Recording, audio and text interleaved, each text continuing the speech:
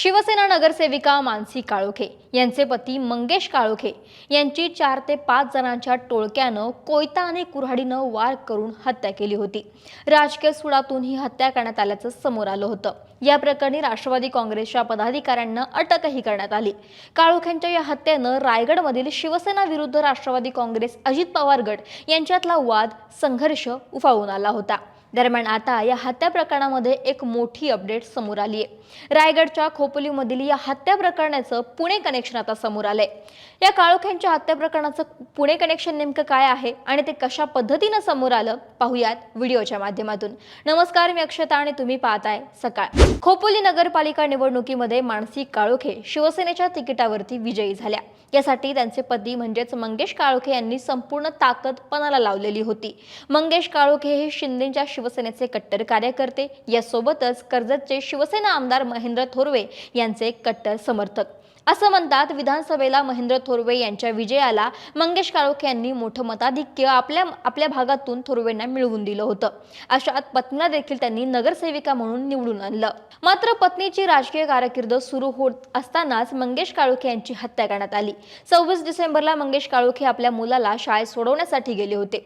मुलाला शाळेत सोडवून दुचाकीवरून घरी परत येत असताना वाटेत दबा धरून बसलेल्या हल्लेखोरांनी त्यांच्यावरती हल्ला केला। एका काळ्या रंगाच्या चारचाकी वाहनातून आलेल्या 3 ते 4 जणांनी काळोखे यांची दुचाकी अडवून त्यांच्यावरती हल्ला चढवला। मंगेश काळोखे यांना काही काळाच्या आतच हल्लेखोरांनी त्यांच्यावरती कोयता, कुऱ्हाडी अशा तीक्ष्ण हत्यारांनी वार केले। काळोखे यांची क्रूरपणे हत्या केल्याचा सीसीटीव्ही देखील समोर आला।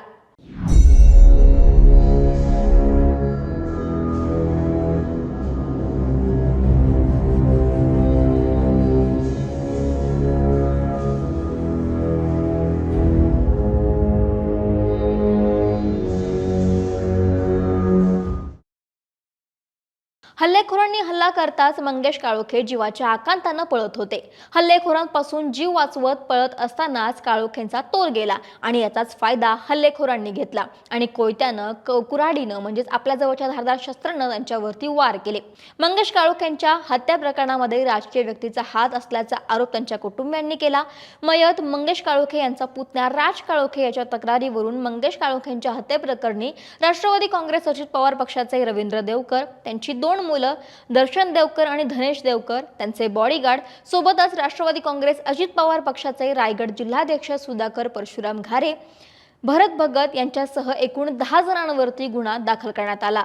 यातील देवकर कुटुंबियांना पोलिसांनी अटक केलेली आहे। दरम्यान मंगेश काळोखे यांची पत्नी मानसी काळोखे यांनी याच देवकर परिवाराविरोधात नगरपालिकेची निवडणूक लढवली होती। त्यांनी रवींद्र देवकर यांच्या पत्नी उर्मिला देवकर यांचा 700 मतांनी पराभव केला होता आणि मानसी काळोखे शिवसेना पक्षातून नगरसेविका निवडून आल्या होत्या।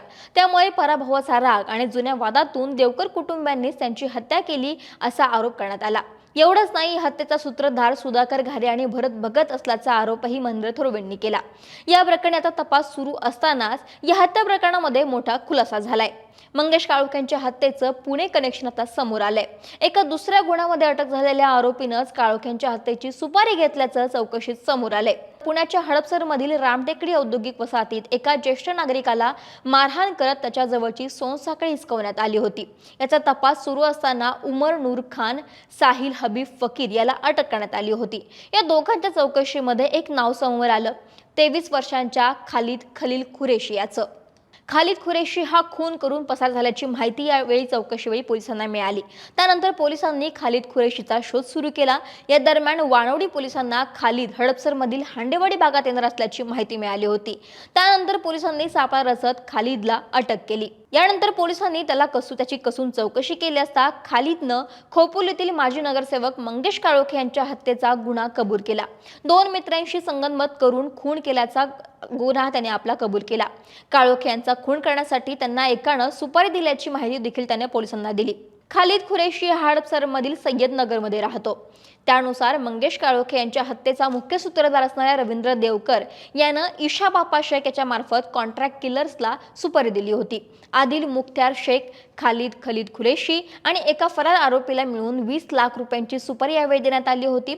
सुपारी दिल्यानंतर अनेक दिवस आरोपी काळोखेंची रेकी करत होते। अशा 24 डिसेंबरला काळोखेंना एकट्यात गाठत त्यांची हत्या करण्यात आल्याचं समोर आलं। आता या हत्या प्रकरणाचा मुख्य सूत्रधार कोण येतं याची देखील माहिती समोर येऊ शकते.